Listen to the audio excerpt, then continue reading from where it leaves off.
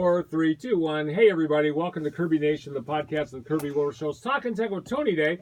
Tony North from our IT department, who we talk with frequently about issues, about tech and other issues. Tony, how you doing? Doing great, Kirby. How you doing? Doing all right. It's pretty good for it's a nice day outside, so we're doing okay. I want to talk to you today about something called the dark web.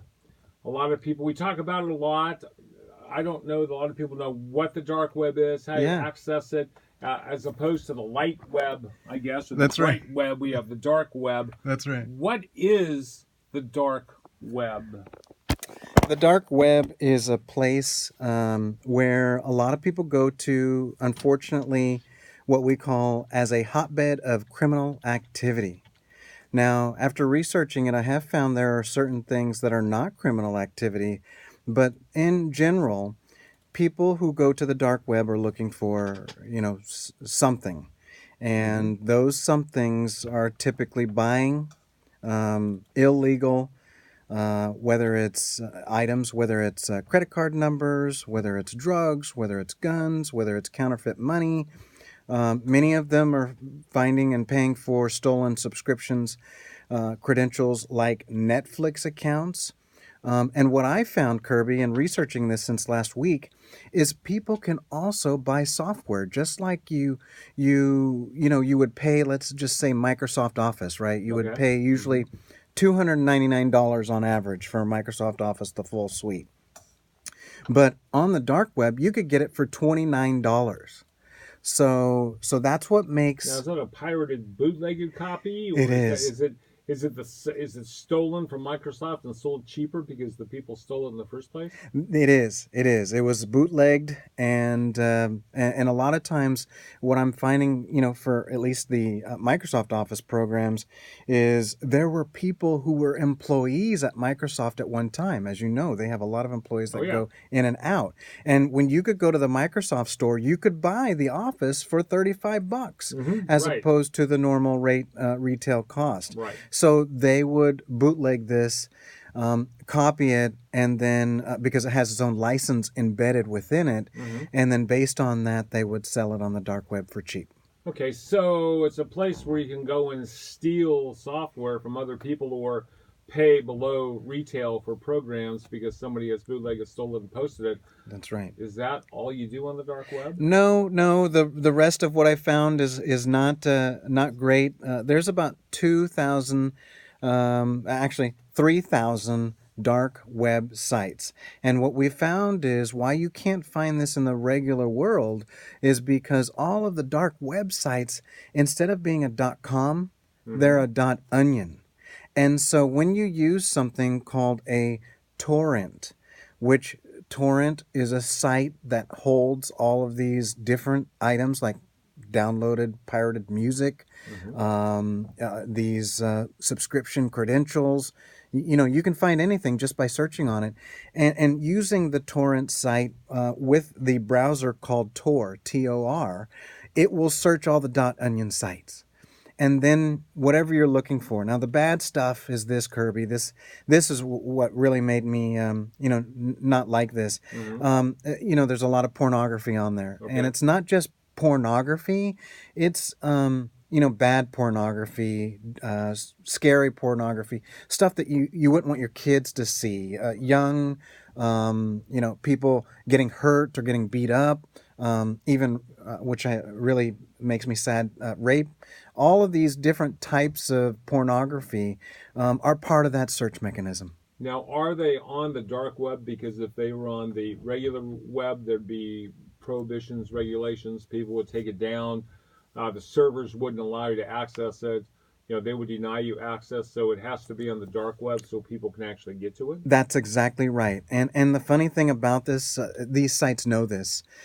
So they're always constantly watching. One of the things that you can buy out there that the FBI has been watching is you can hire hackers. And for instance, remember we talked about the hackers with Capital One. Right. Just a couple, maybe just This last woman week. here in Seattle. This woman in Seattle, right? She's on the news just today, I heard again. Mm-hmm. And she had not only hacked into Capital One, she hacked into a few other sites before that, about 30 of them. And so you could hire a hacker-like page. She could have been found on the dark web. And then based on that, you can, have them go hack something. And just to give you a cost factor, you could hire a hacker for, pennies on the dollar. $10 an hour. That's not even minimum wage. Now, if that was on the, regular web, that would, FBI and they would all be stopping that. And this is the issue. They actually have stopped a lot of these places on the dark web. Matter of fact, the number one site that I found is something called piratebay.org. Piratebay.org. Yeah, piratebay.org. Okay.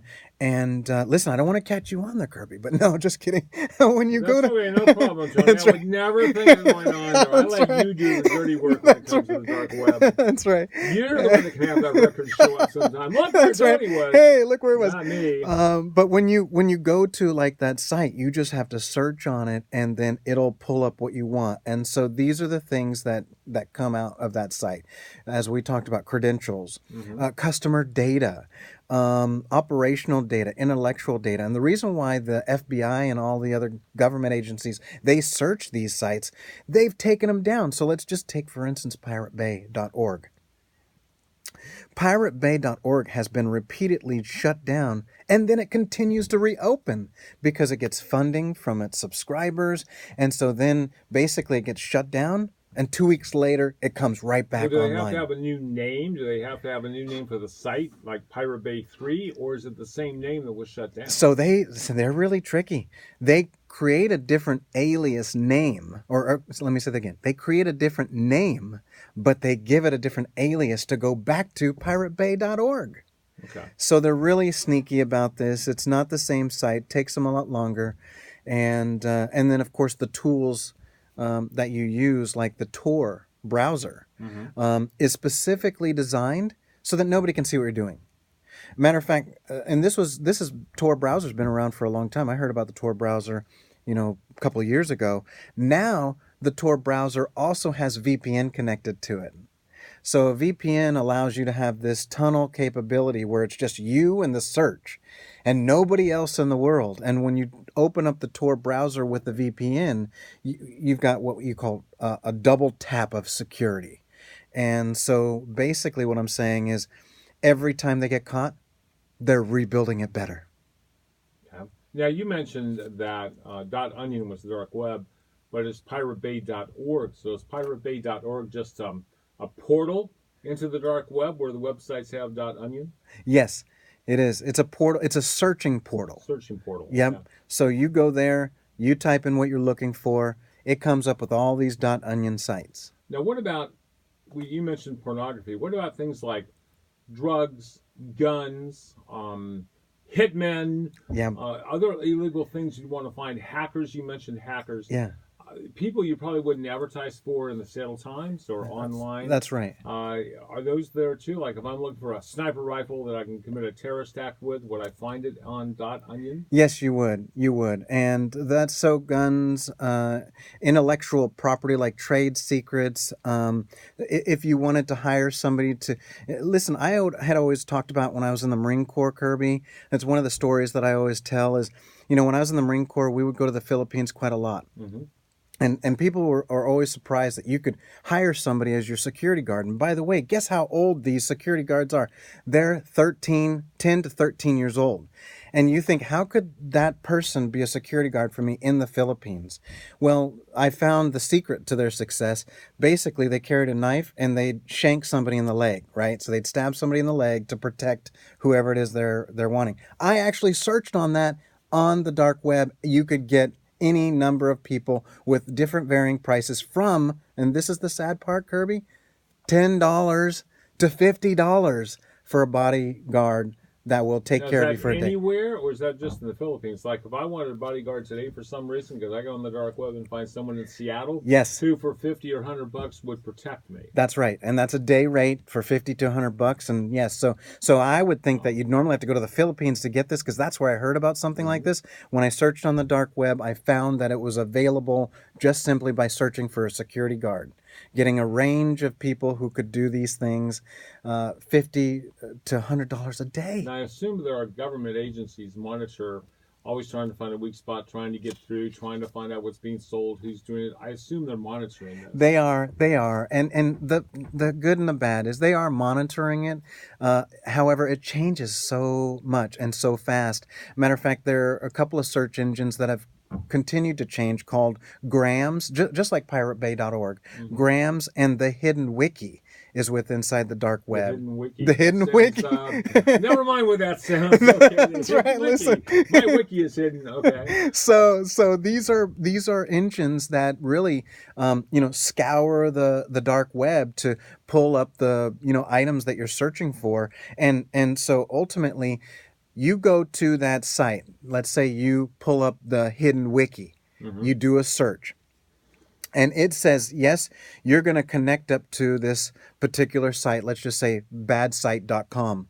And it actually is connecting to a site that is not normal. It's a number of characters and then a couple of letters and then .onion. And that's how they're able to change those search sites, because the search site's not important. The algorithm is important. So instead of now the Hidden Wiki, it could be called something else, but it could be the Hidden Wiki version 1. So even though, we're searching, we're finding, we're trying to fix, because they can change it so quickly. And the biggest thing here, Kirby, is the audience. The audience is relentless.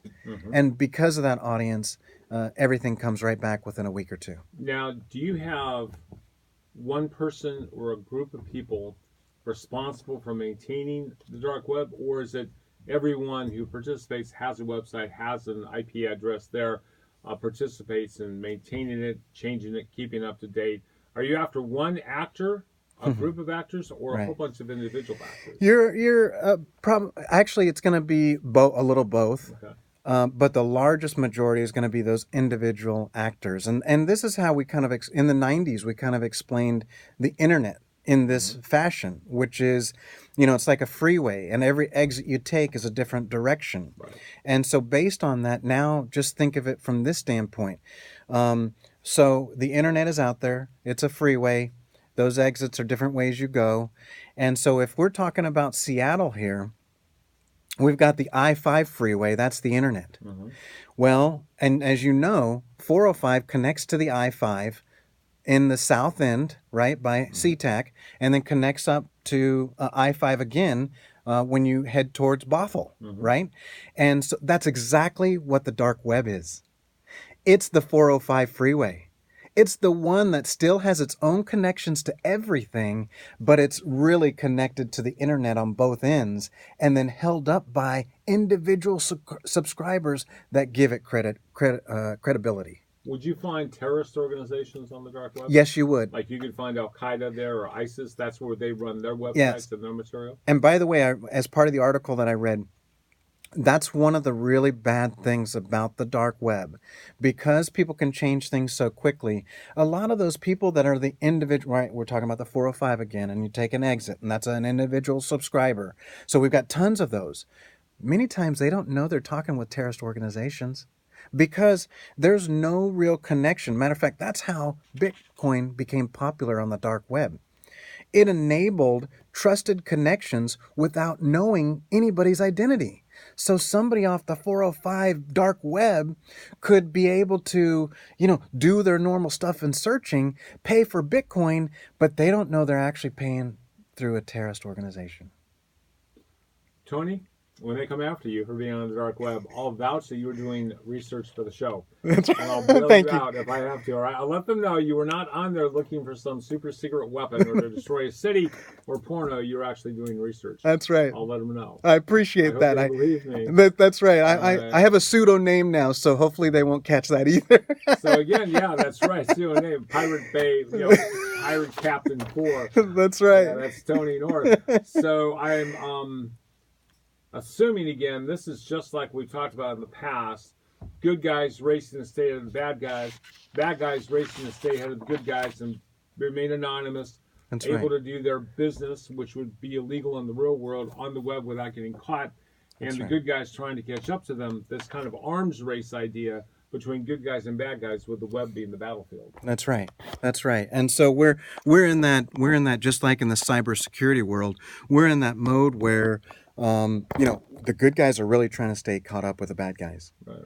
and hoping to stay, if not one step ahead of them, which is what we want, at least hopefully we can stay one step behind them. So if you're really good with this kind of stuff in your head, there's probably a good career ahead of you if you want to be a good guy legally, and a really good career ahead of you illegally if you want to be a bad guy. That's right. If you're prone toward tech and computers and this whole world, there's a lot of opportunity out there, either for good or bad. That's right. That's right. And that's why we talked earlier this year. Remember, we talked with a sponsor from our nonprofit company, the Seattle HDI. Right. And that was that company, Amatos. They're a sponsor of the Seattle HDI here. They're from Bulgaria. They actually offer something different than everybody else in this cybersecurity world. First of all, Boris, the gentleman who spoke with us in this same office here, he actually trained our Army on cybersecurity in Europe. And he was also the one in Europe that worked for GS4 that helped build the GDPR.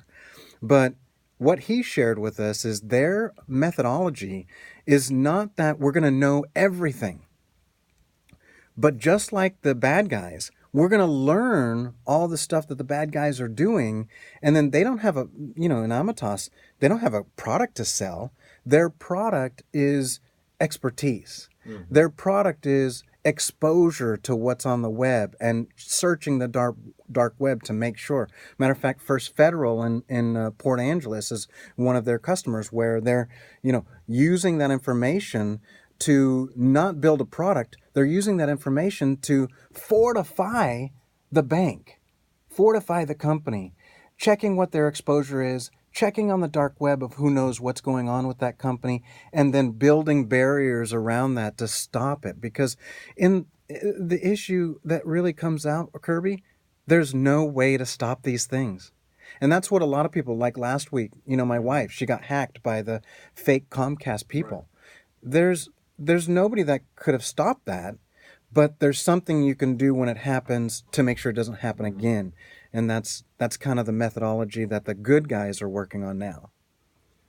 Been listening to Kirby Nation podcast of the Kirby Wilbur Show. Kirby with Tony North from our IT department, talking tech with Tony, trying to make sense of all this in layman's terms so you all understand what kind of world we're in and can hopefully deal with it better. Tony, thanks. I appreciate it.